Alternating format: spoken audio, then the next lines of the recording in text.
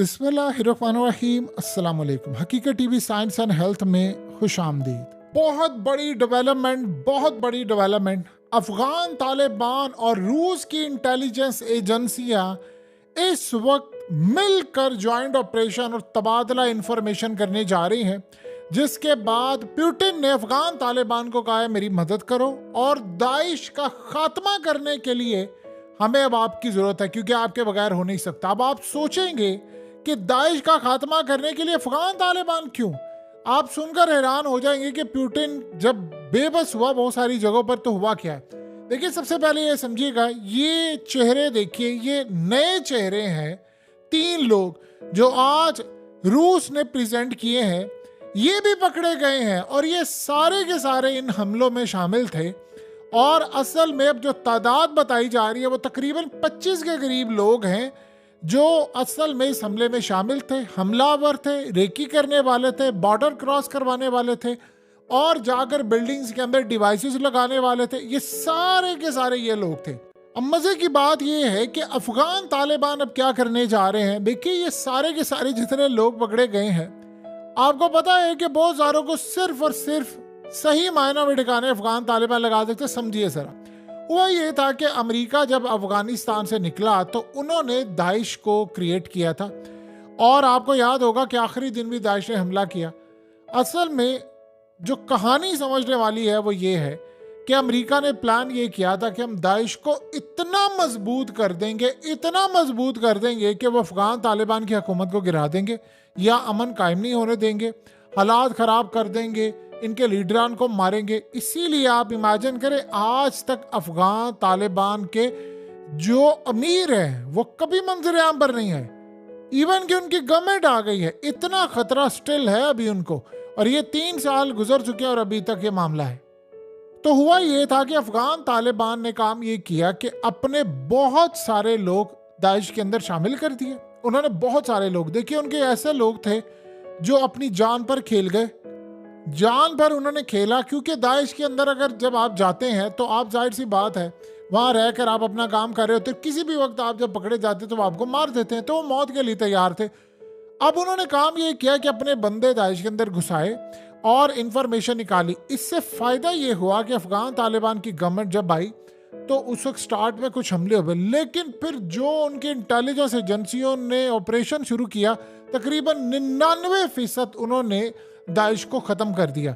अब उसमें सबसे ज्यादा आप हैरान होंगे कि ये जो अब पकड़े गए हैं, यानी जो मॉस्को हमले में पकड़े गए हैं सारे लोग, ये सारे के सारे ताजिक निकल रहे हैं।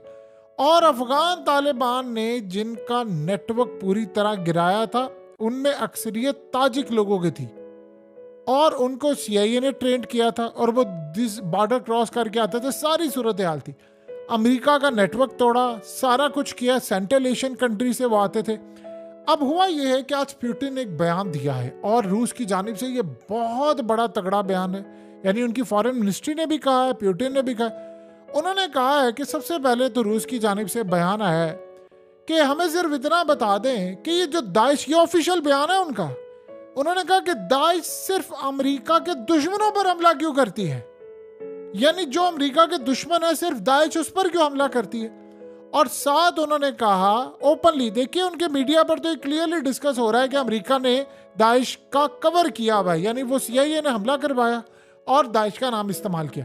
पहली दफा हुआ ये है कि रूस ने कहा है कि सिर्फ और सिर्फ दाइश उन लोगों पर, उन मुल्कों पर, उन जगहों पर और उन हुकूमतों पर हमला करती है जो अमेरिका के दुश्मन है।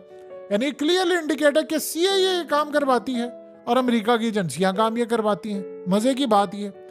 सेकंड नंबर पर जो सूरत हाल है उसमें पुतिन ने कहा है कि अमेरिका इसको दाइश का नाम देकर जो तहकीकात है उसको मोड़ना चाहता है। और साथ ही यूरोपीय यूनियन का आगे जिसमें यूक्रेन ने कहा है कि हमें अभी तक ये बात समझ नहीं आ रही, दुनिया को जरा अमेरिका ये बात समझा दे कि अभी हमला हुआ है, आधे घंटे के बाद ही अमेरिका ने क्यों कहना शुरू कर दिया दाइश ने किया है, जबकि उन्होंने तो जिम्मेदारी भी 8-10 घंटों के बाद जाकर कबूल की। उन्होंने कहा कि जिस तर्ज का रूस की इंटेलिजेंस एजेंसियों ने जो तहकीकात की, वो पता ही चला कि तो दाइश का ऑपरेशन ही नहीं था।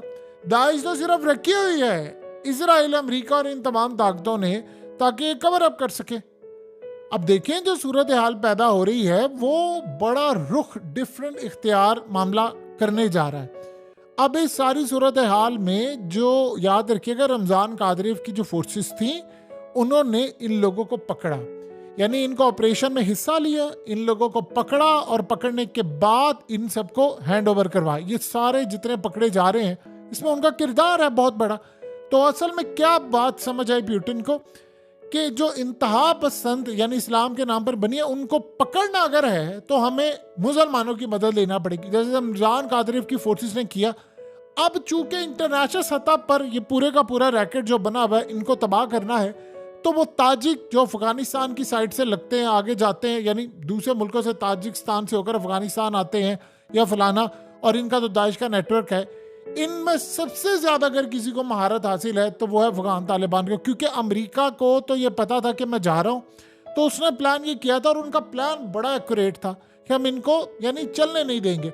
लेकिन आफ्टर ऑल हमले हुए थे, 2-4 हमले बड़े टका गए हुए थे, बल्कि एक बड़ा जुम्मे वाले दिन भी हुआ था। लेकिन उसके बाद अफगान तालिबान ने काबू पा लिया। वो अलग बात है कि 3-4 दिन पहले एक और हमला हुआ और उसका इल्जाम वो पाकिस्तान पर लगा रहे। खैर ये एक अलग टॉपिक है, लेकिन ये सूरत हाल पैदा होगी कि अफगान तालिबान ने आफ्टर ऑल दाइश पर काबू पा लिया। उनके अपने लोग उनके अंदर घुसे थे जो उनको खबर देते थे, वो छापे मारते थे और ऐसे ऐसे बंदे थे आप सोच नहीं सकते उन्होंने उनको कितना मारा।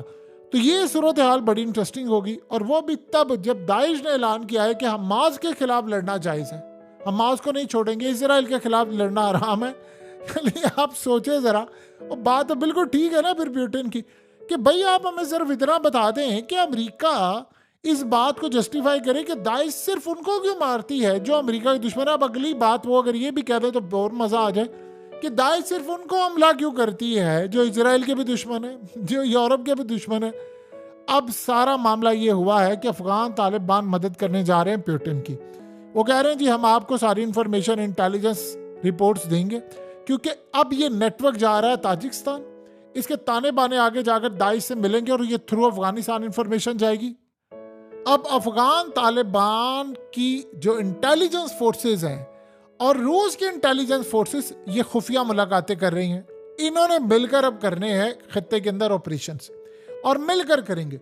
मामला बड़ा मजेदार होने वाला, बहुत मजा आने वाला है। इसमें एक इंटरेस्टिंग एक और भी बात होने वाली है, और वो इंटरेस्टिंग बात ये होने वाली है कि अफगान तालिबान ने बदले में रूस से जो पहले उन्होंने एक रिक्वेस्ट उनको दी थी कि भाई हमें एक एयर डिफेंस सिस्टम चाहिए, कि उन्होंने कहा था कि अमेरिका के ड्रोन्स आते हैं और आज भी वो फ्लाई करते हैं।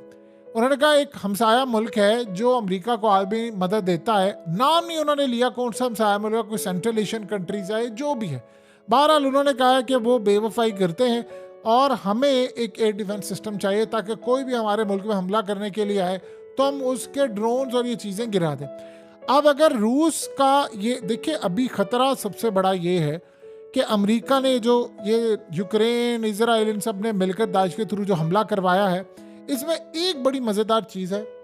इसमें चीज़ ये है कि यानी आप ये देखिए, Saudi Arab, Iran, Houthi, Hamas, Hezbollah, China, Afghan Taliban, Afghanistan, रूस, central Asian countries, India even के और बहुत सारे ममालिक दाइश के मामले पर एक पेज पर हैं, चाहे आपस में 100,000 इख्तलाफात हो, लेकिन इस मामले पर अब सारे एक दूसरे से इंटेलिजेंस मालूमात शेयर करें, क्योंकि सबको ये पता है कि भाई अमेरिका, इजराइल ने और अब यूक्रेन ने भी इनको रखा हुआ है, जहां पर उन्होंने अपने मुखालफों को जरा सा रगड़ना होता है वो दाइश का कवर इस्तेमाल कर लेते।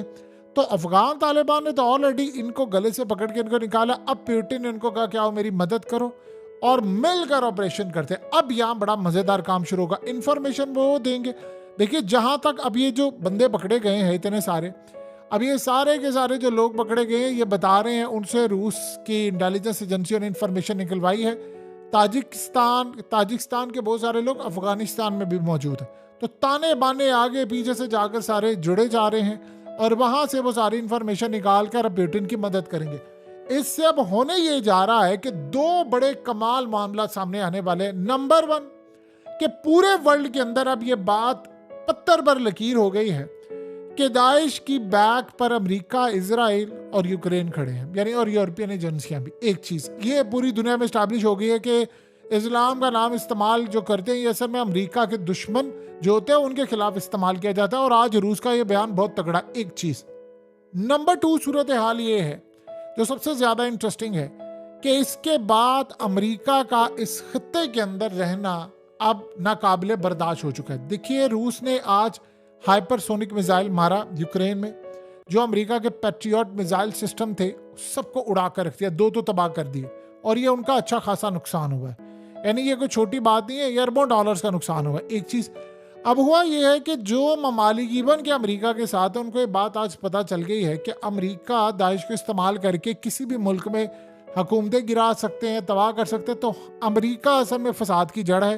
तो अगर हम सबको अपने अपने मुल्क बचाने हैं, अमन का गहवारा बनाना है, तो हमें काम ये करना पड़ेगा कि हमें दाइश के खिलाफ पूरा एक नेटवर्क कायम करना पड़ेगा। जैसे मिसाल के तौर पर आज अक़वाम मुत्तहिदा में एक करारदाद पास होती है और वो बड़ी अनहोनी करारदाद थी।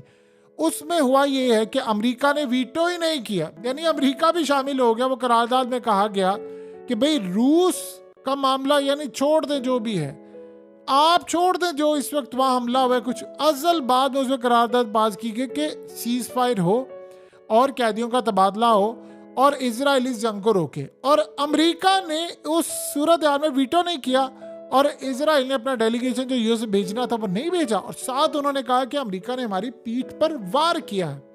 अब आप सोच लें कि किस लेवल पर जाकर मामला हुआ है कि ये अब एक नई डायनामिक्स आ रही है कि आने वाले वक्त में अगर अक़वाम मुत्तहिदा इस पर अमल करवाने में नाकाम रहता है तो फिर कल को ये होगा कि जिस तरह अब डॉलर के खिलाफ ये बहुत सारी ब्रिक्स और ये वो अब ग्रुप्स बन रहे हैं, ये सारे मिलकर अपनी अक़वाम मुत्तहिदा बना लेंगे किसी नए नाम से, जिसमें चाइना, रशिया, मिडिल ईस्ट की countries, central Asian countries, Afghanistan, Iran और चाइना के लाइक माइंडेड और रूस के लाइक माइंडेड कंट्रीज आ जाएंगी। वो कहेंगी कि इन्होंने तो हमें काम कोई नहीं करना, तो हमें सबने मिलकर अपना काम करना है और हमें ये काम अब करना पड़ेगा।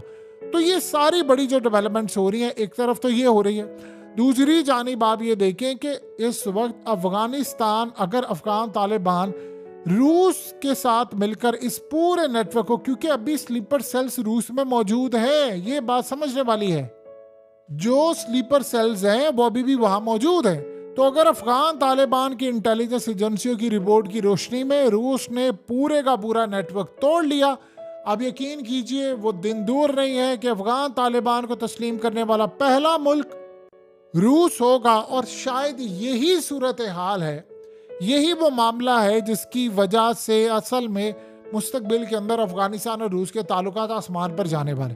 सो बड़ी डेवलपमेंट अब ये है कि अफगानिस्तान, देखिए एक बात ज़हन में रखिएगा कि इंडिया ने भी हालिया खदशे का इजहार किया है दाइश के हवाले से, तमाम कंट्रीज ने किया। अब अगर रूस ने ये चीज़ पूरी तरह इस्टेब्लिश जो कर रहा है, अब तो जुबान सदे आम है ना ये चीज़, जब वो इस्टेब्लिश करने में कामयाब हो गया पूरी दुनिया को, और जो अब हो रहा है, क्योंकि अमेरिका से भी आवाज़ें उठ रही हैं, क्योंकि अब तहकीक असल में ये हो रही है कि अमेरिका को इतना एक्यूरेट कैसे पता, अमेरिका को अगर पता होता कि ये सब कुछ मेरे अगेंस्ट चले जाना, क्योंकि उसका तो प्लान था कि मैं जब एडवाइजरी जारी करूंगा तो दुनिया को पैगाम दूंगा कि हमला जब हो जाएगा कि देखो मैंने तो आपको बताया था पहले, तो आपने नहीं बात मानी, आपका कसूर है।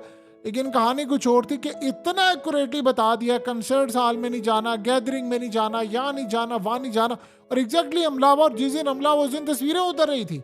मजे की बात यह है। सो ये सारे का सारा जो मामला अब सामने आया है वो इजराइल की तो कमर इस वक्त तोड़ा है, अमेरिका की तोड़ा है, यूक्रेन की तोड़ा है।